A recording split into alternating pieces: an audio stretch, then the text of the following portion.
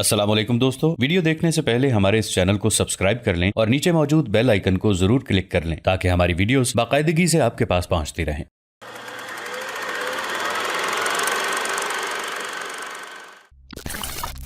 तुमने एक बार नहीं 2 बार मेरी जिंदगी बचाई है, एक बार चंगेज खान की सरजमीनों में और एक बार यहाँ। निजामुद्दीन ने बरगा खान का शुक्रिया अदा किया, उसे गले लगाकर मिला। ऐसे ही अंदाज में आरिफ जोजनी भी उससे मिला था। फिर बरगा खान को मुखातिब करते हुए निजामुद्दीन कहने लगा, बरगा खान, तुम अपने साथियों के साथ यहीं रुको, मैं उलून की तरफ जाता हूँ, उसे तुम्हारी तरफ भेजता हूँ और उसे लेकर चंगेज खान की तरफ रवाना हो जाना। बरगा खान ने इससे इत्तेफाक किया। फिर निजामुद्दीन और आरिफ जोजनी वहां से हटे, उस जगह आए जहां इज्जत और एहतराम के साथ ओलून को बिठाया गया था। निजामुद्दीन जब उसके करीब गया तब उसके एहतराम में ओलून अपनी जगह से उठ खड़ी हुई, क्योंकि वो तो उसे कोशान खान ही समझती थी। करीब आकर निजामुद्दीन ने गौर से ओलून की तरफ देखा, फिर कहने लगा, ओलून, तुम बुरा मत मानना, हम तुमसे कोई तारुज नहीं करेंगे इसलिए कि तुम औरत हो। इसके अलावा मेरा और तुम्हारा पहले से तारुफ भी है। मैंने गिरफ्तार होने वाले मंगोलों में से अक्सर को मौत के घाट उतार दिया है। कुछ दस्ते बचा कर रखे हैं जो तुम्हें बाहिफाजत चंगेज खान के पास ले जाएंगे। मैं तुमसे ये नहीं कहता कि निजामुद्दीन को तलाश करने का सिलसिला खत्म कर दो, तुम उसकी तलाश जारी रख सकती हो सकता है तुम कामयाब हो जाओ, और ये भी हो सकता है कि इस मुहिम के दौरान तुम खुद अपनी जान से हाथ धो बैठो। बहरहाल एक काम तो होकर रहेगा। अब तुम सीधी दाएं हाथ को जाओ, तुम्हारे साथ गिरफ्तार होने वालों में से कुछ जिन्हें मैंने छोड़ा है वहीं खड़े हैं, वो तुम्हें अपने साथ लेकर जाएंगे। इस मौके पर ओलून ने एक गहरी निगाह निजामुद्दीन पर डाली। लम्हा भर के लिए उसके चेहरे पर भी निगाहें जमा कर देखा, फिर पीछे हटी, वहां पहुंची जहां बरगा खान अपने साथियों के साथ खड़ा था। फिर वो अपने घोड़े पर सवार होकर वहां से कूच कर गई। चंद मील ही आगे कराचा शिकस्त खुर्दा लश्कर के साथ रुका हुआ था। उसे शायद उम्मीद थी कि ओलून उससे आन मिलेगी, इसलिए कि वो जानता था कि मुसलमान औरत पर हाथ नहीं उठाते। जब ओलून बरगा खान और उसके साथियों के साथ वहां पहुंची तब कराचा ने खुशी का इजहार किया। फिर कराचा और ओलून बचे कुचे लश्कर को लेकर चंगेज खान की तरफ कूच कर गए। चंगेज खान के दोनों बेटों ओगदाई और चौगताई ने अपनी तरफ से पूरी कोशिश की कि अतरार शहर को फतह कर लें, लेकिन निजामुद्दीन और ऐनुल हक दोनों ने मिलकर कभी शबखून मारते हुए, कभी अचानक मंगोलों के लश्कर पर हमला आवर होते हुए उन्हें लोहे के चने चबवाना शुरू कर दिए। मौर्रिखीन लिखते हैं कि ओगदाई और चौगताई खान दोनों ने लगातार 5 माह तक अतरार शहर का मुहासरा किए रखा, लेकिन उन्हें शहर को फतह करने की हिम्मत और जुर्रत न हुई। इसी दौरान सुल्तान अलाउद्दीन ख्वारज़म शाह से एक गलती हुई। अपने लिए रसद का सामान फराहम करने के लिए उसने निजामुद्दीन और आरिफ जोजनी को वापस बुला लिया था और अपने एक दूसरे सालार, जिसका नाम मौर्रिखीन कराचा बताते थे, 10,000 लश्कर के साथ अपने मामों ऐनुल हक की मदद के लिए रवाना कर दिया। इस तरह कराचा नाम के 2 सालार हम असर हो गए थे। एक कराचा खान चंगेज खान का सालार था और दूसरा कराचा खान सुल्तान अलाउद्दीन के बड़े सालारों में शुमार किया जाता था। मौर्रिखीन लिखते हैं कि ये कराचा 10,000 लश्कर के साथ अतरार शहर पहुंचा और 5 माह के मुहासरे के बाद उसने अहले शहर की नाकाबिले बर्दाश्त हालत देखी तो उसने ऐनुल हक को मशवरा दिया कि चूंकि अहले शहर मजीद हमलों की ताब नहीं ला सकते, इसलिए हमें मंगोलों से सुलह के लिए गुफ्तगू करनी चाहिए। चूंकि ऐनुल हक मंगोलों की फितरत से वाकिफ था, जानता था कि मंगोल सबको कत्ल कर देंगे, लिहाजा सुलह की सूरत में भी वहां के लोगों के बचाव की कोई सूरत पैदा नहीं हो सकेगी। इसलिए उसके जाविया निगाह से लड़कर मरना सुलह की निस्बत से बेहतर था। चुनाचे उसने कराचा की तजवीज पर अमल करने से कतन इनकार कर दिया। ऐनुल हक अपनी जिद पर कायम रहा, लेकिन कराचा से अहले शहर की हालत न देखी गई। चुनाचे एक रात उसने अहले शहर की मर्जी से फसीले शहर के दरवाजे खोल दिए। इस तरह गद्दारी से काम लेते हुए कराचा ने शहर मंगोलों के हवाले कर दिया। जब सुबह हुई तो चंगेज खान के बेटे ओगदाई के हुक्म पर कराचा को उसके सामने पेश किया गया। सबसे पहले ओगदाई ने कराचा को अहले शहर से गद्दारी करने पर सख्त बुरा भला कहा। इसके बाद उसकी गर्दन काट देने का हुक्म दिया और कहा, अगर ये अपनों से गद्दारी कर सकता है तो कल को हमारे साथ भी गद्दारी करेगा। दूसरी तरफ जब ऐनुल हक को कराचा की गद्दारी का इल्म हुआ तो मौर्रिखीन लिखते हैं कि वो 20,000 के एक लश्कर के साथ जो अभी उसकी कमानदारी में था कलाबंद हो गया। उसके बाद वो हर रात मौका पाकर किले से निकलता और मंगोलों पर बेखबरी में शबखून मारता और मार धाड़ करता हुआ दोबारा किले में घुस जाता। इस तरह उसने अनगिनत मंगोलों को इन शबखूनों में मौत के घाट उतारा। मौर्रिखीन मजीद लिखते हैं कि ये सिलसिला 1 माह तक जारी रहा। दोनों तरफ लश्करियों की तादाद घटती और कम होती रही। फर्क ये था कि मंगोलों को बाकायदा कुमक पहुंच रही थी और ऐनुल हक को महसूर होने की वजह से ये सहूलत मुयस्सर नहीं थी। लड़ते लड़ते ऐनुल हक के पास सिर्फ 2 लश्करी रह गए थे, लेकिन ऐनुल हक के दमखम में फिर भी कोई फर्क न आया। جب یہ دو لشکری بھی مارے گئے تو قلعے میں موجود عورتوں نے اس کے ارد گرد گھیرا ڈال دیا کہ منگول لشکری اس تک نہ پہنچ سکیں۔ آخر کار عین الحق کو زندہ گرفتار کر لیا گیا۔ اسے چنگیز خان کے بیٹے عقدائی کے سامنے پیش کیا گیا اور اس نے اس کے قتل کا حکم دے دیا۔ اس کے بعد اطراف شہر کی فصیل گرا دی گئی اور شہر کو مکمل طور پر تباہ و برباد کر دیا گیا۔ چنگیز خان اپنے لشکر کے ساتھ جس وقت بخارا پر حملہ آور ہونے کے لیے کوچ کی حالت میں تھا، قراچا اور اولون اپنے بچے کچے لشکر کے ساتھ اس کے پاس پہنچے۔ چنگیز خان کو ان کی شکست کی خبر پہلے ہو چکی تھی، چنانچہ قراچا اور اولون دونوں جب چنگیز خان کے سامنے لائے گئے تب چنگیز خان نے قراچا کو مخاطب کرنے کی بجائے اولون کی طرف دیکھا اور اسے مخاطب کر کے کہنے لگا، اولون، جس دشمن سے تمہارا ٹکراؤ ہوا تھا کیا وہ تعداد میں تم سے زیادہ تھا؟ اولون نے نفی میں گردن ہلائی اور کہنے لگی، خان اعظم، تعداد میں وہ زیادہ نہیں تھے، لیکن ان کا سالار ایسا جانباز تھا کہ ہم پر غالب رہا۔ اس کے سالار کا نام کیا ہے؟ غور سے اولون کی طرف دیکھتے ہوئے چنگیز خان نے پوچھا۔ اس کا نام نظام الدین ہے، وہی نظام الدین جس کی تلاش میں نکلی تھی، سہمے سہمے لہجے میں اولون نے جواب دیا۔ یہاں اولون نے دانستہ جھوٹ بولا تھا، اس نے کوشان خان کا نام نہیں لیا تھا، نظام الدین کہہ کر معاملے کو ٹالنے کی کوشش کی تھی۔ اولون جب خاموش ہوئی تب کچھ دیر تک چنگیز خان گہری سوچوں میں ڈوبا رہا۔ اس کے بعد دوبارہ اس نے اولون کو مخاطب کیا اور کہنے لگا، اولون، میں یہ سارے سوال تم سے اس لیے پوچھ رہا ہوں کہ قراچا شکست کے بعد بھاگ گیا تھا جبکہ تمہیں دشمنوں نے گرفتار کر لیا تھا، لہٰذا تم میرے سوالوں کے جواب بہتر بتا سکتی ہو۔ اچھا، مجھے یہ بتاؤ کہ کیا نظام الدین عسکری حیثیت سے اس کوشان خان سے بھی اعلیٰ حیثیت رکھتا ہے جو کبھی ہمارے مسکن میں گیا تھا اور جس نے تیغزنی کے مقابلے میں قراچا کو شکست دی تھی اور جس کے متعلق تم نے کہا تھا کہ تم کوشان خان کو بھی تلاش کرو گی؟ اس پر اولون نے کچھ سوچا پھر کہنے لگی، خان اعظم، کوشان خان نہ سلطان علاؤدین کے لشکر میں شامل ہے، نہ وہ کسی لشکر کا سربراہ اور نہ کمانڈر ہے۔ جہاں تک نظام الدین کا تعلق ہے تو یہ سلطان علاؤدین خوارزم شاہ کے چند چوٹی کے سالاروں میں شمار کیا جاتا ہے۔ جنگ کا وسیع تجربہ رکھتا ہے، تیغزنی کی اعلیٰ مہارت میں لاجواب ہے۔ عجیب طریقے سے اس نے مجھے گرفتار کیا، میری دل شکنی بھی نہیں کی بلکہ میری آؤ بھگت کی۔ میرے ساتھ جو لشکری گرفتار ہوئے تھے زیادہ تر تائچوت قبیلے سے تعلق رکھنے والے تھے، ان میں برغان بھی شامل تھا۔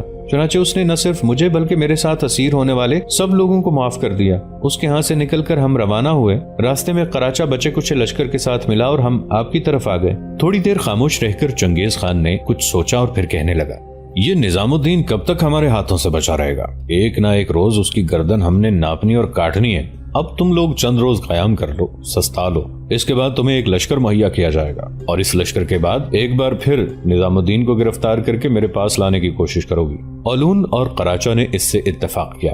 اس کے بعد وہ چنگیز خان کے ساتھ ہی رہے۔ چنگیز خان نے اپنے لشکر کے ساتھ بڑی تیز رفتاری اور برق رفتاری سے بخارا کا رخ کیا تھا۔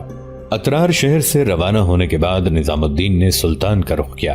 سلطان علاؤدین خوارزم شاہ اس وقت بقول مورخین ستانہ شہر کے نواح میں اپنے لشکر کے ساتھ پڑاؤ کیے ہوئے تھا۔ نظام الدین اور عارض زوزنی دونوں جب سلطان کی خدمت میں حاضر ہوئے تو سلطان نے اترار شہر میں ان کی بہادری اور جرت مندی اور منگولوں کو لگاتار 5 ماہ تک شہر کے نزدیک نہ آنے دینے پر شاباش دی اور انعام و کرام سے بھی نوازا۔ اس کے بعد اس نے کچھ سوچا پھر نظام الدین اور عارض زوزنی کی طرف دیکھتے ہوئے کہنے لگا، میں نے تم لوگوں کو اترار شہر سے اس لیے بلایا ہے کہ میرے مخبروں نے اطلاع دی ہے کہ چنگیز خان بخارا کا رخ کیے ہوئے ہے اور بخارا کے بعد وہ سمرقند کو فتح کرنا پسند کرے گا، لہٰذا تم دونوں سمرقند کی طرف روانہ ہو جاؤ۔ مجھے امید ہے کہ بخارا والے اپنا دفاع ضرور کریں گے اور بخارا کو نظر انداز کر کے چنگیز خان اگر سمرقند پہنچتا ہے تو نظام الدین، تم اور عارض زوزنی دونوں سمرقند کے حاکم اور قلعہ دار الپ خان کے ساتھ مل کر شہر کا دفاع خوب کرو گے۔ میں چاہتا ہوں کہ تم دونوں چند روز تک میرے پڑاؤ میں قیام کر کے سستا لو، آرام کر لو، اس کے بعد سمرقند کی طرف روانہ ہو جانا۔ نظام الدین اور عارض زوزنی دونوں نے اس سے اتفاق کیا تھا، لہٰذا اس موقع پر دونوں نے منت کرنے کے انداز میں ایک بار پھر سلطان علاؤدین خوارزم شاہ سے کہا تھا کہ اگر وہ پورے لشکر کے ساتھ چنگیز خان کی راہ روک کھڑا ہو تو وہ سلطان کو یقین دلاتے ہیں کہ چنگیز خان کو مار بھگائیں گے، بلکہ جس قدر نقصان اس نے ہمارے علاقوں کو پہنچایا ہے اس سے زیادہ نقصان ہم اس کے علاقوں کو پہنچائیں گے۔ افسوس علاؤدین خوارزم شاہ نجومیوں کی باتوں میں آ چکا تھا، ان پر مکمل بھروسہ کرتا تھا اور نجومی ہر بار اسے یہ کہتے تھے کہ سلطان کے ستارے گردش میں ہیں، لہٰذا ان حالات میں سلطان کو کسی بھی صورت چنگیز خان کا مقابلہ نہیں کرنا چاہیے۔ चुनाचे निजामुद्दीन और आरिज जुजनी मायूस से उठकर अपने खैमों की तरफ चले गए और फिर 2 रोज वहां कयाम करने के बाद वो लश्कर के एक हिस्से को लेकर समरकंद का रुख कर गए थे। चंगेज खान के साथ सफर करते हुए ताइचोत कबीले का सरदार बरगा खान अपने घोड़े को ओलून के घोड़े के करीब लाया। उसका ये अंदाज देखते हुए ओलून समझ गई कि वो मुझसे कुछ कहना चाहता है, लिहाजा अपने घोड़े को उसने भी इसके करीब किया। इस मौके पर बरगा खान बड़ी राजदारी और सरगोशी में ओलून को मुखातिब करके कहने लगा, ओलून मेरी बहन, तुम्हारे सिलसिले में मुझसे एक गलती हो गई है। मैंने तुम्हारे मुतालिक कोशान खान पर एक इंकिशाफ किया है। अब मुझे पछतावा हो रहा है कि मैंने ऐसा क्यों किया। मेरा अंदाजा गलत भी हो सकता है। जो कुछ मैंने कहा अपने अंदाजे को सामने रखते हुए कहा था। कोशान खान का नाम सुनकर ओलून चौंकी, फिर बरगा खान को मुखातिब करके कहने लगी, मेरे मुतालिक आपने कोशान खान से क्या कहा? जवाब में बरगा खान ने 1-2 बार अपनी पेशानी पर हाथ फेरा, फिर कहने लगा, मेरी बहन, उसकी बड़ी मेहरबानी, उसने मुझे दूसरी बार जिंदगी दी। पहली बार उस वक्त जब मैं चंगेज खान के हाथों शिकस्त उठाने के बाद उसका असीर था, और दूसरी बार उस वक्त जब मैं कराचा के तहत उसके नायब की हैसियत से काम कर रहा था और कोशान खान के हाथों शिकस्त का सामना करना पड़ा। वो मुझसे मिला और मुझे माफ कर दिया। जिस वक्त उसने मुझसे मुलाकात की उस वक्त मैंने, मेरी बहन, तुम्हारे मुतालिक एक इंकिशाफ किया था उस पर, और वो इंकिशाफ ये था कि। यहाँ तक कहने के बाद बरगा खान थोड़ी देर के लिए जब रुका, तब बड़ी बेचैनी से उसकी तरफ देखते हुए ओलून ने पूछ लिया, मेरे मुतालिक तुमने क्या इंकिशाफ किया? जवाब में बरगा खान कहने लगा, मेरी बहन, तुम्हारे साथ सफर करते हुए मैंने कुछ अंदाजे लगाए थे। उन अंदाजों को सामने रखते हुए मैंने कोशान खान से ये कह दिया कि मेरा अंदाजा है कि ओलून तुम्हारी तरफ माइल है और पसंद करती है।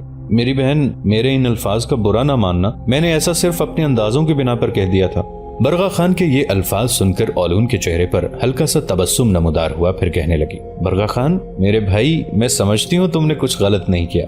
कोशान खान की शख्सियत ऐसी है कि कोई भी लड़की उसकी तरफ माइल हो सकती है। यही हालत मेरी भी है, इसलिए अगर तुमने ये इंकिशाफ कर दिया है तो मैं समझती हूँ तुमने मुझ पर एहसान किया है और किसी हद तक मेरा काम भी आसान कर दिया है। ओलून का जवाब सुनकर बरगा खान खुश हो गया था। फिर ओलून बोली और कहने लगी, चंगेज से मेरी बात हुई, वो एक बार फिर हमें एक लश्कर देकर निजामुद्दीन को पकड़ने, उसका खात्मा करने या उसे गिरफ्तार करने के लिए रवाना करने वाला है। बरगा खान, अब कोशान खान के सिलसिले में तुम मेरे राजदार हो, लिहाजा मैं अपने चचाजाद भाई कराचा को अपने साथ नहीं रखूंगी। मैं खाने आजम से गुजारिश करूंगी कि जो लश्कर निजामुद्दीन से इंतकाम के लिए मेरे हवाले किया जाना है, इसमें बरगा खान को शामिल किया जाए, क्योंकि बरगा खान दुश्मन से निमटने का ज्यादा तजुर्बा रखता है और मुझे उम्मीद है कि खाने आजम मेरी बात मान जाएंगे।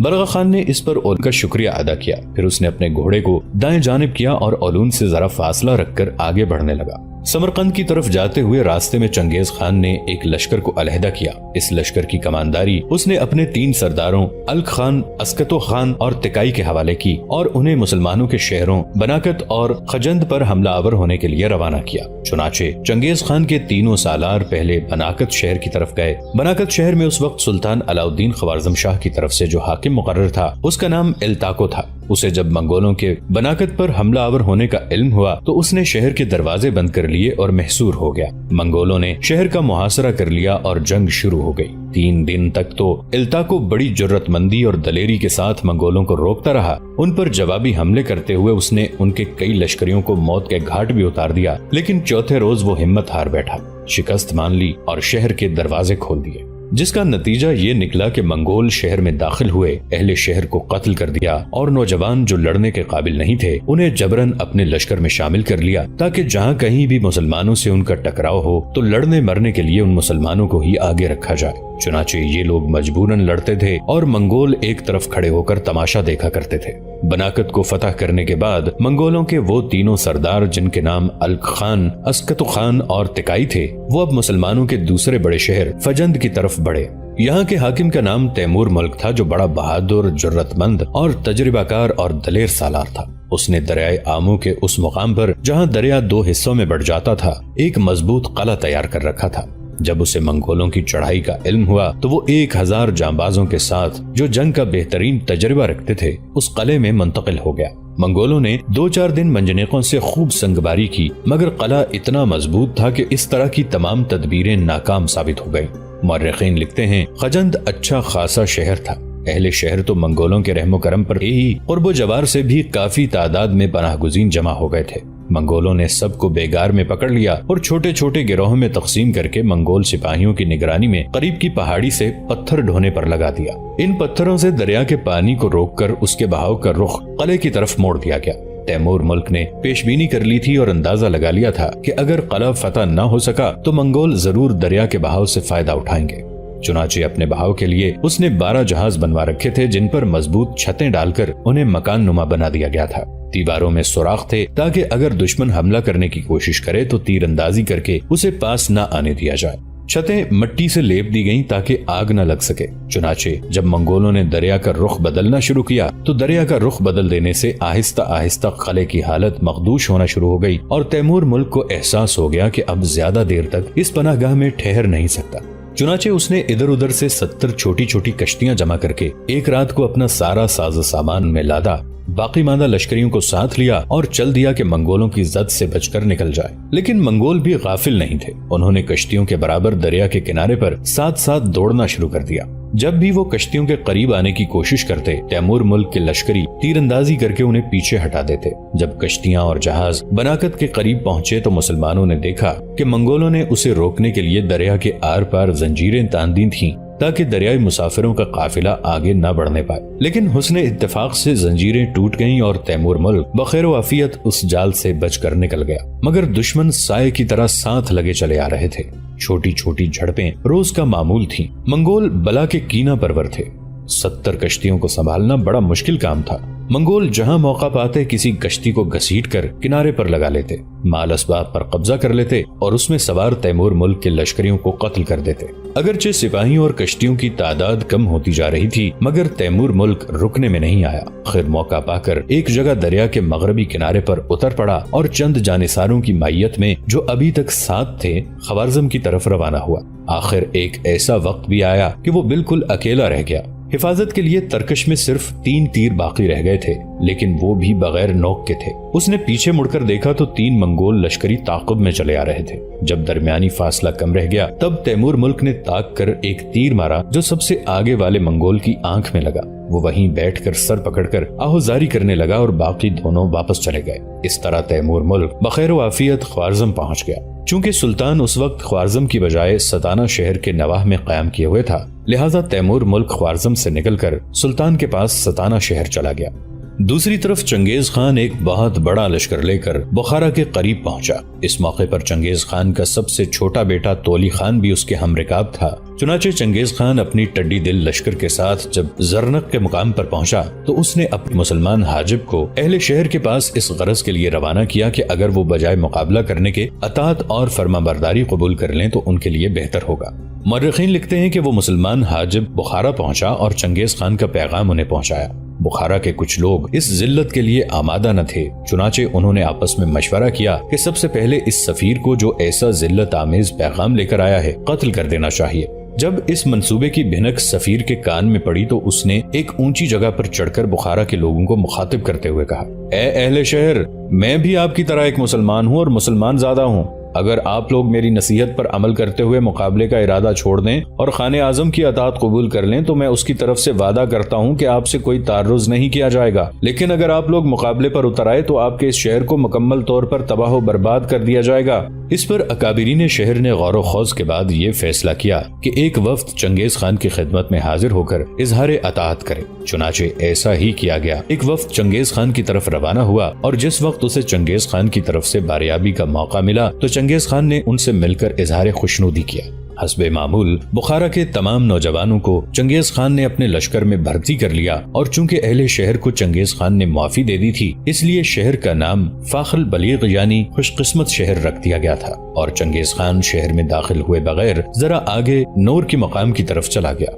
مورخین لکھتے ہیں کہ نور شہر پہنچ کر چنگیز خان نے پڑاؤ کیا۔ یہاں منگولوں نے ایک عجیب و غریب ترکیب استعمال کی۔ نور شہر پہنچ کر انہوں نے شہر کے قرب و جوار میں باغات میں چوری چھپے گھس کر درختوں کا صفایا کرنا شروع کر دیا۔ ان درختوں کی شاخوں اور تنوں سے سیڑھیاں بنائیں اور انہیں گھوڑوں پر لاد کر شہر کو چل دیے۔ دروازوں پر متعین پہرے داروں نے انہیں معمول کی کارروائی سمجھا اور کوئی تعرض نہ کیا۔ جب وہ اندرون شہر قلعے کے اندر پہنچے تو اہل قلعہ کو اس وقت معلوم ہوا کہ صورتحال کیا ہے۔ یہ خبر شہر میں جنگل کی آگ کی طرح پھیل گئی اور لوگ سب کچھ چھوڑ چھاڑ کر قلعے میں گھسے۔ حسب معمول ایک قاصد باشندگان شہر کے پاس اظہار اطاعت کے لیے بھیجا گیا۔ کچھ لوگ اظہار اطاعت کے حق میں تھے اور کچھ اس کے خلاف تھے۔ آخر کار کافی رد و قد کے بعد یہ طے پایا کہ مخاصمت کی بجائے مصالحت بہتر رہے گی۔ چنانچہ اس پر منگول سرداروں نے ان سے اس شرط پر درگزر کرنے کا وعدہ کیا کہ اہل شہر اپنا ضروری ساز و سامان لے کر شہر سے باہر چلے جائیں اور غیر ضروری اشیاء گھروں میں رہنے دیں، کیونکہ رسم کے مطابق ایسے موقع پر لشکر کو خوش رکھنے کے لیے لوٹ مار کرنے کی اجازت دی جانی ضروری ہے۔